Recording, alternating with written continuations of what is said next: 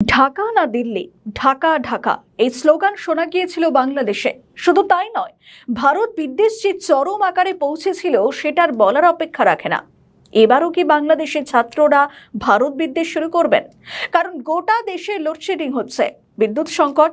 একইভাবে ভারত এসে পাশে দাঁড়িয়েছে বাংলাদেশের। আদানির প্রায় 1000 মেগাওয়াট বিদ্যুৎ বাংলাদেশে যুক্ত হয়েছে। প্রত্যাশা করা হচ্ছে বাংলাদেশের লোডশেডিং এর পরিমাণ যে ভয়ঙ্কর মাত্রা বেড়েছে সেটা কমতে শুরু করবে এবং জনগণ এর থেকে মুক্তি পেতে শুরু করবে। আমাদের নতুন পেজ সাবস্ক্রাইব করুন আরও বাংলাদেশের খবর পেতে। এখন প্রশ্ন, তবে কি জুলাই ছাত্র নেতারা ফের বিপ্লব করবেন? ভারতের ওপর নির্ভরশীল হবে না বলে কি আন্দোলন শুরু করবেন তারা? ভারতের আধিপত্যবাদ মানব না বলে কি রাস্তায় নামবেন? ঠিক যেমনটা অন্তর্বর্তীকালীন সরকারের সময় দেখা গিয়েছিল, এবার কি আমেরিকা থেকে পণ্য আনার জন্য বলবে ছাত্র নেতারা? ঠিক যেমনটা আমেরিকা থেকে শূকরের মাংস আনার চুক্তি করেছেন মোহাম্মদ ইউনূস। বাংলাদেশের ইতিহাসে প্রথম অন্তর্বর্তীকালীন সরকারের আমলে দেখা গিয়েছে ভারত বিদ্বেষ। যে ভারত বিদ্বেষ চরম আকারে পৌঁছয়, শুধু তাই নয়, ভারতীয় পণ্য বর্জনের ডাক দেওয়া হয়। এমনকি তারা এটাও বলে যে চিকিৎসার জন্য ভারত কেন, প্রয়োজনে আমরা চীনে যাব। কিন্তু এবার তারা কি করবে? তাদের ভাষ্য কি একই থাকবে? যে খবর সামনে এসেছে সেটা হলো জাতীয় গ্রিডে যুক্ত হলো আদানির আরও 925 মেগাওয়াট। লোডশেডিং কমার আশা প্রকাশ করা হচ্ছে। অনেকে বলছেন আদানির বিদ্যুৎ থেকে লোডশেডিং কমার আশঙ্কা করা হচ্ছে। ধীরে ধীরে বিদ্যুৎ সরবরাহ বাড়ানো হবে বলে জানিয়েছে ভারত। এই অতিরিক্ত উৎপাদন সামগ্রিক বিদ্যুৎ ব্যবস্থাকে শক্তিশালী করবে এবং দেশ জুড়ে লোডশেডিং কমাতে সহায়তা করবে।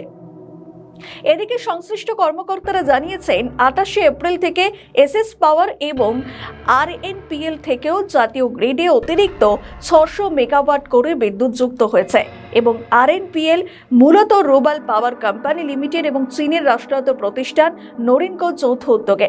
প্রতিষ্ঠানটি 28 এপ্রিল থেকেই 600 মেগাওয়াট বিদ্যুৎ উৎপাদন শুরু করবে। বিপিডিবির তথ্য অনুযায়ী গত শনিবার সন্ধ্যেতে দেশে বিদ্যুতের সর্বোচ্চ চাহিদা ছিল 16,900 মেগাওয়াট। সেখানে আদানি প্ল্যান্টের বিদ্যুৎ ছাড়া সর্বোচ্চ উৎপাদন ছিল 14,712 মেগাওয়াট, যা চাহিদার তুলনায় বেশ কম ছিল। অনেকে বলছেন আসিম নজরুল কি এবার ভারত বিদ্বেষ শুরু করবেন?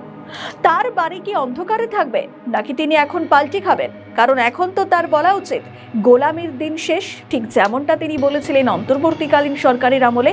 এছাড়াও হাসনাত আব্দুল্লাহ, সার্জিস আলম, নাহিদ ইসলাম, নাসিরউদ্দিন পাটোয়ারি, যারা দিনের পর দিন বলে গিয়েছেন ভারতের আধিপত্যবাদ কোনোভাবেই মানা হবে না এই পদ্মা পারে, তারাও কি এখন এগুলি বলবেন?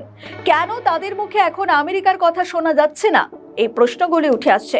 যদিও ভারত বারবার পাশে এসে দাঁড়িয়েছে বাংলাদেশের, এখনো সেটাই দেখা যাচ্ছে।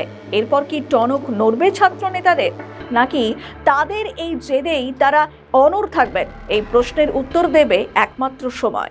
আমাদের ভিডিও ভালো লাগলে লাইক ও শেয়ার করুন, কমেন্ট সেকশনে আপনাদের মতামত জানান। আরও ভিডিও পেতে আমাদের চ্যানেলটিকে সাবস্ক্রাইব করুন এবং প্রতি মুহূর্তে খবরের আপডেট পেতে প্রেস করুন বেল আইকন। তবে কি বাংলাদেশে ফিরছেনই শেখ হাসিনা? আওয়ামী লীগের যুব দলের নেতৃত্ব কিন্তু তেমনই প্রস্তুতি নিচ্ছে। সম্প্রতি রাতে বাংলাদেশে কমলপুরে শপথ নিলেন আওয়ামী লীগের যুবলীগের একাধিক কর্মী। অর্থাৎ যুব দলের নেতাকর্মীরা এখনো মনে প্রাণে বিশ্বাস করেন ভবিষ্যতে আওয়ামী লীগ বাংলাদেশে প্রত্যাবর্তন করবে। হাতে হাত রেখে রাতে মানববন্ধন করে শপথ, সঙ্গে স্লোগানও হাসিনাকেই চায়, মুজিবকে চায়, গদি ছাড়ো তারেক। আমাদের নতুন পেজ সাবস্ক্রাইব করুন আরও বাংলাদেশের খবর পেতে। কইতেছি যে কালকিনি ইউনিয়ন বাংলাদেশ আওয়ামী লীগ ও যুবলীগ মানুষের সেবায় নিজেকে নিয়োজিত রাখবো এবং দেশের প্রতি অনুগত থাকিব এবং বাংলাদেশের স্থপতি জাতির জনক বঙ্গবন্ধু শেখ মুজিবুর রহমানের কন্যা জননেত্রী শেখ হাসিনাকে বাংলাদেশে প্রত্যাবর্তনের জন্য আন্দোলন সংগ্রামে নিয়োজিত থাকিব। হে প্রভু আমাকে শক্তি দিন, আমি যেন দেশের এবং মানুষের সেবা করিতে পারি। আমিন। জয় বাংলা, জয় বঙ্গবন্ধু, জয় তু শেখ হাসিনা, শেখ মুজিব, জাতির পিতা শেখ মুজিব। সমাজ মাধ্যমে 2 মিনিট 41 সেকেন্ডের এই ভিডিওতে দেখা যায় প্রায় শতাধিক নেতাকর্মী সারিবদ্ধভাবে দাঁড়িয়ে শপথ নিচ্ছেন। এতে কমলনগর উপজেলার 1 নম্বর চর কালকিনি ইউনিয়ন যুবলীগের সভাপতি জাহিরুল ইসলাম রিয়াদ ভান্ডারীর নেতৃত্ব দেন। মেঘনা নদীর তীরবর্তী একটি নির্জন স্থানে এই জমায়েত অনুষ্ঠিত হয়। ওই ভাইরাল ভিডিওয়ে যুবনেতা রিয়াদ ভান্ডারীকে বলতে শোনা যায়, আমরা আমাদের নেত্রীকে ফিরিয়ে আনতে যে কোনো ত্যাগ স্বীকারে প্রস্তুত। অত্যন্ত গোপনীয়তার সঙ্গে মেঘনা নদীর তীরবর্তী দুর্গম একটি নির্জন স্থানে এই কর্মসূচি পালন করা হয় বলে জানা গিয়েছে। চর কালকিনি ইউনিয়ন যুবদলের যুগ্ম আহ্বায়ক ওমর ফারুক তীব্র ক্ষোভ প্রকাশ করে বলেন, গত 15 বছর তারা সাধারণ মানুষের উপর জুলুম চালিয়েছে। এখন শান্ত কমলনগরকে আবার অশান্ত করার রূপরেখা তৈরি করা হচ্ছে। আমরা এলাকায় সুষ্ঠু রাজনীতি চাই। চরে নির্জন এলাকায় এ ধরনের গোপন তৎপরতা কোনো স্বাভাবিক রাজনৈতিক কর্মসূচি হতে পারে না। প্রশাসনের উচিত দ্রুত তাদের বিরুদ্ধে আইনি ব্যবস্থা নেওয়া। নির্জন চরাঞ্চলে যুবলীগের এমন মহড়া এবং শপথের ভিডিও প্রকাশ্যে এলেও এখনো পর্যন্ত আইন শৃঙ্খলা রক্ষা বাহিনী বা স্থানীয় প্রশাসনের পক্ষ থেকে কোনো আনুষ্ঠানিক বক্তব্য পাওয়া যায়নি। তবে স্থানীয়দের দাবি, এই ভিডিও সূত্র ধরে এলাকার রাজনৈতিক উত্তাপ বাড়তে পারে। শেখ হাসিনাকে দেশে ফেরাতে চায় বিএনপি সরকারও। এতে ফায়দা তাদেরই। দেশে ফিরলে হাসিনা শাস্তি সম্পন্ন হবে, এমনই চায় বিএনপি। অন্যদিকে আওয়ামী লীগ ফিরলে শক্তি বৃদ্ধি হবে দলের নেতৃত্বের। কিন্তু হাসিনা প্রত্যাপন্ন নির্ভর করছে স্বয়ং শেখ হাসিনার ওপরেই। কিন্তু কি বলছে পদ্মাপাড়ের জনগণ? একাংশের মতে আওয়ামী লীগ দেশের ক্ষতি করেছে, কিন্তু বিএনপি সরকার সর্বনাশ করছে দেশের। আওয়ামী লীগ সরকার যদিও এই দেশের অর্থনীতি পাচার করে দিচ্ছে, কোটি কোটি টাকা পাচার করছে, তারপরে এই দেশের জনগণের কোনো সমস্যা ছিল না। আর এখন তো দেশের টাকা পাচার হয় না, এখন জনগণের সমস্যা হয় কিসের লেগে? এই দেশটা ধ্বংসের পথে হাঁটছে আমার মতে আর কি। এই দেশের মানুষ ভিক্ষা করে বাদ পাবো না। দেশের যে পরিস্থিতি হনে, আমরা গাড়ি চালান ছাড়ে দিয়ে আর রাস্তায় নামতে হবে ভিক্ষা করানোর লেগে, নইলে চিন্তাই করানোর লেগে, আর কোনো রাস্তা নাই। সব মিলিয়ে কতখানি তাৎপর্য রয়েছে এই শপথে? রাতে এই শপথ গ্রহণ অনুষ্ঠানকে উজ্জীবিত করবে দলকে, নাকি গোপনে হেন কাজ বিপদে ঠেলে দেবে দলকে? উত্তর জানা যাবে আগামী দিনে। আমাদের নতুন পেজ সাবস্ক্রাইব করুন আরও বাংলাদেশের খবর পেতে। বাংলাদেশের প্রেক্ষাপটে ফিরুক আওয়ামী লীগ, এবার এই দাবি সেদেশের আইনজীবীদেরও। সম্প্রতি জাতিসংঘে আওয়ামী লীগের নিষেধাজ্ঞা প্রত্যাহার চেয়ে জাতিসংঘে আবেদন করলেন আইনজীবীরা। সূত্রের খবর, আওয়ামী লীগের ওপর জারি করা নিষেধাজ্ঞা প্রত্যাহারের দাবিতে বাংলাদেশের কক্সবাজারে 170 জন আইনজীবী একজোট হয়ে জাতিসংঘ মানবাধিকার বিষয়ক হাই কমিশনারের কার্যালয়ে আবেদন জানিয়েছেন। গত 22 এপ্রিল আবেদন দেওয়া হলেও 27 এপ্রিল বিষয়টি সংবাদ মাধ্যমে আসে। কক্সবাজার জেলা আইনজীবী সমিতির সাবেক সভাপতি রাষ্ট্রসংঘে আবেদন দেওয়ার সত্যতা নিশ্চিত করেন। সূত্রের খবর, গত 19 এপ্রিল গণতান্ত্রিক বৌদ্ধবাদ ও সংবিধানের 38 নম্বর অনুচ্ছেদ এবং মৌলিক অধিকার পরিপন্থী বাংলাদেশ আওয়ামী লীগের কার্যক্রমে নিষেধাজ্ঞা প্রত্যাহারের দাবিতে কক্সবাজার জেলা সম্মিলিত আইনজীবীদের বিবৃতি শিরোনামে 173 জন আইনজীবী স্বাক্ষরিত একটি বিবৃতি প্রকাশ করা হয়। এর ধারাবাহিকতায় 22 এপ্রিল ঢাকায় অবস্থিত সংশ্লিষ্ট কার্যালয় প্রধানের কাছে একই দাবিতে স্বাক্ষরিত আবেদন জমা দেওয়া হয়। ওই বিবৃতিতে আইনজীবীরা বলেন, জাতীয় সংসদের সম্প্রতি পাশ হওয়া সন্ত্রাস বিরোধী বিল 2026 অসাংবিধানিক। এটি দেশের গণতান্ত্রিক কাঠামোর উপর আঘাত এনেছে। তাদের দাবি, যথাযথ বিচার প্রক্রিয়া অনুসরণ না করে কোনো রাজনৈতিক দলকে নিষিদ্ধ করা সংবিধানের 38 অনুচ্ছেদ ও ন্যাচারাল জাস্টিসের নীতির পরিপন্থী। আইনজীবীরা আরও উল্লেখ করেন, Bangladesh international covenant on civil and political রাইটসের স্বাক্ষরকারী দেশ। তাদের মতে আওয়ামী লীগের কার্যক্রম নিষিদ্ধ করার মাধ্যমে আন্তর্জাতিক এই অঙ্গীকার ক্ষুণ্ণ হয়েছে। বিবৃতিতে আওয়ামী লীগকে দেশের স্বাধীনতা সংগ্রাম ও রাষ্ট্র গঠনের ইতিহাসের অবিচ্ছেদ্য অংশ উল্লেখ করে বলা হয়, দলটির রাজনৈতিক কার্যক্রম নিষিদ্ধ করা হলে তা আন্তর্জাতিক কূটনৈতিক সম্পর্কেও নেতিবাচক প্রভাব ফেলতে পারে। তৈরি হতে পারে আঞ্চলিক স্থিতিশীলতার ঝুঁকি। আবেদনে আইনজীবীরা আরও বলেন, কোনো রাজনৈতিক দলের ভবিষ্যৎ নির্ধারণ জনগণের উপর ছেড়ে দেওয়া উচিত। প্রশাসনিক বা আইনগত প্রক্রিয়ার মাধ্যমে তা নির্ধারণ করা সমীচীন নয়। সংসদে আওয়ামী লীগের সমস্ত রাজনৈতিক কার্যক্রমকে নিষিদ্ধ করতে ইউনূস সরকারের অধ্যাদেশকে আইনে রূপান্তরিত করেছে বিএনপি সরকার। এই নিয়ে গণমাধ্যমে মুখ খোলেন আইন, বিচার ও সংসদ বিষয়ক মন্ত্রী মোহাম্মদ আসাদুজ্জামান। তিনি বলেন, এই অধ্যাদেশ একটা জগা খিচুড়ি কাজ হয়েছে। কেউ মানবাধিকার লঙ্ঘনের শিকার হলে শতপ্রণোদিত বা কারো অভিযোগের ভিত্তিতে আমলে নিতে পারবে কমিশন। কোনো ঘটনার অনুসন্ধান ও তদন্ত দুভাবে এগোনোর সুযোগ রয়েছে। এর মধ্যে অনুসন্ধান প্রতিবেদন কতদিনের মধ্যে দিতে হবে তা থাকলেও অনুসন্ধান শুরুর কোনো সময়সীমা নেই। অনুসন্ধানের প্রাথমিক সত্যতা পেলে সেটা তদন্ত করা যাবে, কিন্তু অনুসন্ধান প্রতিবেদনের কতদিনের মধ্যে তদন্ত দেবেন সেটা উল্লেখ নেই।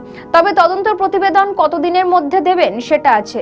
এরপর দুপক্ষের মধ্যে শুনানি করে কমিশনের জরিমানা করার ক্ষমতা রাখা হলেও জরিমানার ভিত্তিও কত টাকা জরিমানা হবে সেটারও উল্লেখ নেই।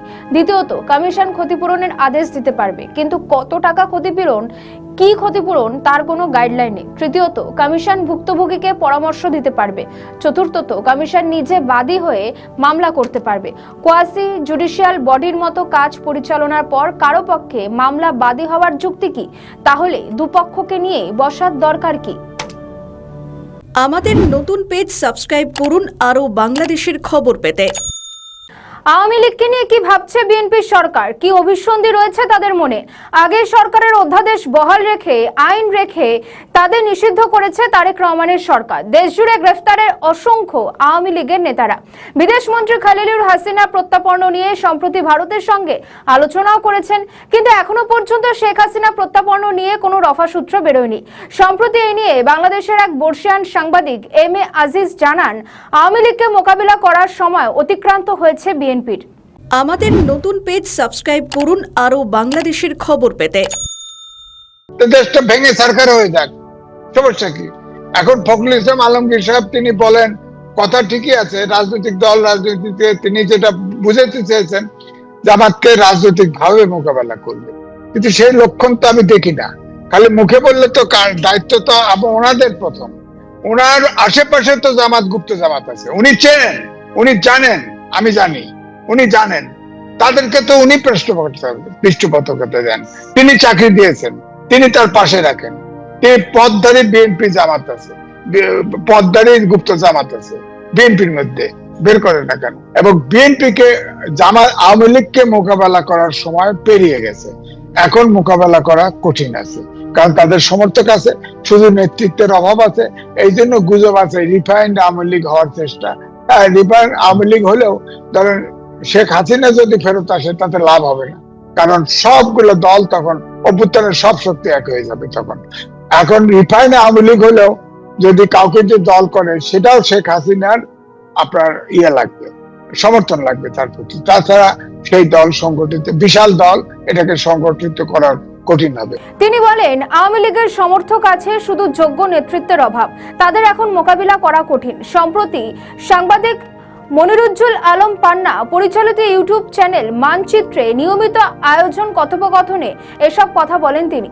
স্থানীয় সরকার মন্ত্রী ও বিএনপির মহাসচিব মির্জা ফখরুল ইসলাম আলমগীরের আশেপাশে গুপ্ত জামাত আছে দাবি করে তিনি বলেন, ওনার আশেপাশে তো গুপ্ত জামাত আছে, উনি চেনেন, উনি জানেন, তাদেরকে তো উনি পৃষ্ঠপোষকতা দেন। শুধু আওয়ামী লীগই নয়, রিফাইন্ড আওয়ামী লীগ নিয়েও মুখ খুলেছেন তিনি। রিফাইন্ড আওয়ামী লীগ প্রসঙ্গে সাংবাদিক আজিজ বলেন, গুজব রয়েছে যে রিফাইন্ড আওয়ামী লীগ হওয়ার চেষ্টা চলছে।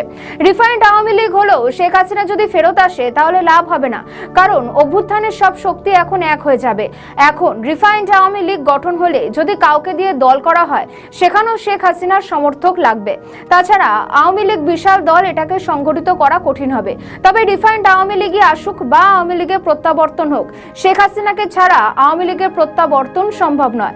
ভারত বাংলাদেশের মধ্যে এখনো রাজনৈতিক টানাপোড়েন চলছে। দুদেশের রাজনৈতিক স্থিতাবস্থা বজায় রাখতে উদ্যোগী ভারতের কেন্দ্র সরকারও সম্প্রতি বাংলাদেশে ভারতের রাষ্ট্রদূত হিসেবে নিযুক্ত হয়েছেন দীনেশ ত্রিবেদী। এর ফলে ঢাকার সঙ্গে দ্বিপাক্ষিক সম্পর্ককে ফের জোড়া লাগাতে চাইছে মোদী সরকার। এই সম্পর্ক ইউনূস সরকারের আমলে যথেষ্ট খারাপ হয়, কিন্তু তার আগে শেখ হাসিনার সময় বাংলাদেশের সীমান্ত অঞ্চলে বিচ্ছিন্নতাবাদী শক্তিকে কড়া হাতে দমন করেছিলেন সাবেক প্রধানমন্ত্রী। তার জেরে শেখ হাসিনা পারস্পরিক সম্পর্ক ভালো ছিল। সম্প্রতি বাংলাদেশে ফের জঙ্গি সক্রিয়তা বেড়েছে। তেহরিক-ই-তালিবান বা টিটিপির সঙ্গে নিয়মিত যোগাযোগ রাখছেন বাংলাদেশের বায়ুসেনার প্রধান সারির কর্মকর্তারা। বাংলাদেশের সংসদে জামাত ও বিএনপির বিরোধিতাকেও নিশানা করেছেন রাজনীতিবিদরা। তাদের একাংশের মতে এই বিরোধিতা আসলে লোক দেখানো। বাংলাদেশের সামনে স্থানীয় সরকার সহ একাধিক নির্বাচন রয়েছে। এইসব ভোটে আওয়ামী লীগ কতখানি গুরুত্বপূর্ণ ফ্যাক্টর হিসেবে কাজ করে এখন সেটাই দেখার। পাশাপাশি এটাও দেখার যে বিএনপি, জামাত বা এনসিপি কিভাবে আওয়ামী লীগকে রুখতে পদক্ষেপ করে, নাকি এসবের মধ্যে দেশে প্রত্যাবর্তন করবেন শেখ হাসিনা। উত্তর দেবে সময়। আমাদের নতুন পেজ সাবস্ক্রাইব করুন আরও বাংলাদেশের খবর পেতে। বাংলাদেশে কি খেলা ঘুরছে একটু একটু করে? বিএনপি সরকার যখন জনগণের প্রত্যাশা পূরণে ব্যর্থ, তখন কি ফেরার রাস্তা আরও মজবুত করছেন আওয়ামী লীগের নেতৃত্ব? মার্চের শুরুতে কক্সবাজার জেলা আইনজীবী সমিতির বার্ষিক নির্বাচন সম্পন্ন হয়। সমিতির ইতিহাসে প্রথমবারের মতো আওয়ামী লীগ, বিএনপি ও জামায়াত ইসলামী এই পৃথক তিনটি রাজনৈতিক প্যানেলের অংশগ্রহণে অনুষ্ঠিত নির্বাচনে জমজমাট লড়াই হয়। সমিতির 17টি পদের মধ্যে আওয়ামী লীগ সমর্থিত প্যানেল 7টি। আমাদের নতুন পেজ সাবস্ক্রাইব করুন আরও বাংলাদেশের খবর পেতে। জামায়াত ইসলামী সমর্থিত প্যানেল 6টি এবং বিএনপি সমর্থিত জাতীয়তাবাদী আইনজীবী ফোরাম 4টি পদে জয় পায়। অর্থাৎ এখনও যে আওয়ামী লীগ বাংলাদেশের মানুষের মনে রয়েছে তা এই রায়ের ফলেই নিশ্চিত। জেলা আইনজীবী সমিতি ভবন এবং চকরিয়া উপজেলা চৌকি আদালত ভবন, এই দুই কেন্দ্রে ভোট গ্রহণ অনুষ্ঠিত হয়। নির্বাচনের সভাপতি পদে বিএনপি সমর্থিত জাতীয়তাবাদী আইনজীবী ফোরাম মনোনীত প্যানেলের প্রার্থী অ্যাডভোকেট আব্দুল মান্নান নির্বাচিত হয়েছেন। তার নিকটতম প্রতিদ্বন্দ্বী ছিলেন জামায়াত ইসলামী সমর্থিত প্যানেলের অ্যাডভোকেট আমির হোসাইন। সাধারণ সম্পাদক পদে বিজয়ী হয়েছেন জামায়াত ইসলামী সমর্থিত প্যানেলের অ্যাডভোকেট আক্তার উদ্দিন হেলালি। তার নিকটতম প্রতিদ্বন্দ্বী ছিলেন আওয়ামী লীগ সমর্থিত প্যানেলের অ্যাডভোকেট মোহাম্মদ নুরুল হুদা। অন্যদিকে মাদারীপুরেও আইনজীবী সমিতির ভোটে নিরঙ্কুশভাবে জেতে আওয়ামী লীগ। মাদারীপুর জেলা আইনজীবী সমিতির নির্বাচনে 15টি পদের মধ্যে আওয়ামীপন্থীরা 13টিতে জয় পেয়েছেন। সভাপতি এবং আপ্যায়ন এবং সংস্কৃতি সম্পাদক পদে জামায়াত ইসলামীর অনুসারী ছাড়া অন্য সব পদে তারা জয়ী হয়েছেন। আইনজীবী সমিতি কার্যালয়ে নির্বাচনের ফলাফল ঘোষণা করেন প্রধান নির্বাচন কমিশনার জ্যেষ্ঠ আইনজীবী ফরহাদুল ইসলাম। সভাপতি পদে জয়ী হন জামায়াত ইসলামীর অনুসারী হিসেবে পরিচিত এমদাদুল হক খান। তবে তিনি কোনো রাজনৈতিক দলের সঙ্গে জড়িত নন বলে দাবি করেছেন। তিনি আওয়ামী লীগপন্থী প্যানেলের সুজিত চট্টোপাধ্যায়কে 38 ভোটের ব্যবধানে পরাজিত করেছেন। এমাদুল হক খান আওয়ামী লীগপন্থী আইনজীবীদের একটি অংশ এবং জামায়াতপন্থী আইনজীবীদের সমর্থন পেয়েছেন বলে জানা গিয়েছে। জাতীয়তাবাদী কৃষক দলের আহ্বায়ক অলিউর রহমানকে 36 ভোটে পরাজিত করে সাধারণ সম্পাদক পদে নির্বাচিত হয়েছেন সদর উপজেলা কৃষক লীগের আহ্বায়ক মাহবুব হোসেন ওরফে শাকিল। এছাড়াও সিনিয়র সহ সভাপতি পদে জালালুর রহমান, সহ সভাপতি পদে মাহবুব হাসান ওরফে সরোজ বিনা প্রতিদ্বন্দ্বিতায় যুগ্ম সাধারণ সম্পাদক 1 পদে জাফর ইমাম ওরফে সুজন, যুগ্ম সাধারণ সম্পাদক 2 পদে মনির হাসান ওরফে মিঠু এবং কোষাধ্যক্ষ পদে মহিদুল ইসলাম, আপ্যায়ন এবং সংস্কৃতি বিষয়ক পদে যেখানে মোহাম্মদ কামরুজ্জামান, মহড়ার সম্পাদক পদে আজিজুল হক মুকুল নির্বাচিত হয়েছেন। এছাড়াও লাইব্রেরি সম্পাদক পদে গোলাম মুস্তাফা দেওয়ান বিনা প্রতিদ্বন্দ্বিতা নির্বাচিত হন। কার্যকারী সদস্য পদে নির্বাচিত 5 জন হলেন নাফিজ ইকবাল ওরফে রুবেন, হেলাল উদ্দিন, আতিকুর রহমান, সত্যেন কুমার ঢালি এবং ডালিয়া আক্তার। আইনজীবীদের সঙ্গে কথা বলে জানা যায় 15টি পদের মধ্যে 13টি পদেই প্রতিদ্বন্দ্বিতামূলক নির্বাচন অনুষ্ঠিত হয়েছে। নির্বাচনে বিএনপি পন্থী একজন প্রার্থীও জয় পাননি।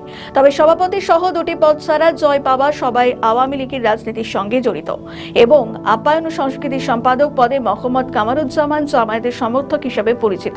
কোষাধ্যক্ষ পদে বিজয়ী মহিদুল ইসলাম বিএনপি থেকে বহিষ্কৃত হলেও এবার আওয়ামী সমর্থকদের প্যানেল থেকে নির্বাচন করেন। সব মিলিয়ে ভবিষ্যতে নিজেদের ঘর গোছাচ্ছে আওয়ামী লীগ, একথা বলাই যায়। আমাদের নতুন পেজ সাবস্ক্রাইব করুন আরও বাংলাদেশের খবর পেতে।